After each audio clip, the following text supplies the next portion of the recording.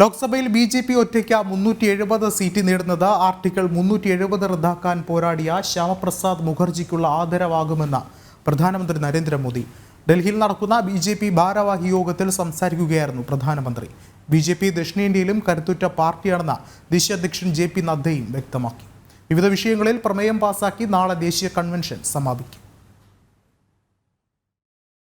കേരളത്തിൽ നിന്നുമുള്ള 150 പേർ ഉൾപ്പെടെ രാജ്യത്തിന്റെ വിവിധ ഭാഗങ്ങളിൽ നിന്നും 11,500 പ്രതിനിധികൾ പങ്കെടുക്കുന്ന ബി.ജെ.പിയുടെ ബൃഹത് സമ്മേളനത്തിനാണ് രാജ്യതലസ്ഥാനത്തെ ഭാരത് മണ്ഡപം വേദിയായത്. രാവിലെ നടന്ന ഭാരവാഹി യോഗത്തിൽ പ്രധാനമന്ത്രി നരേന്ദ്രമോദി പങ്കെടുത്തു. ലോക്സഭയിൽ ബി.ജെ.പി. ഒറ്റയ്ക്ക് 370 സീറ്റുകൾ നേടുന്നത് ആർട്ടിക്കിൾ 370 റദ്ദാക്കാൻ പോരാടിയ ശ്യാമപ്രസാദ് മുഖർജിക്കുള്ള ആദരവാകുമെന്ന് പ്രധാനമന്ത്രി വ്യക്തമാക്കി.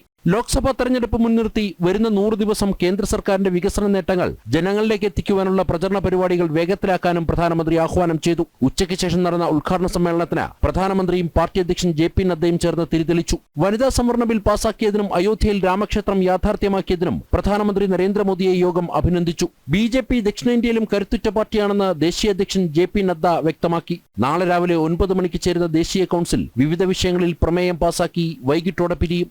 ജനം, ഡൽഹി.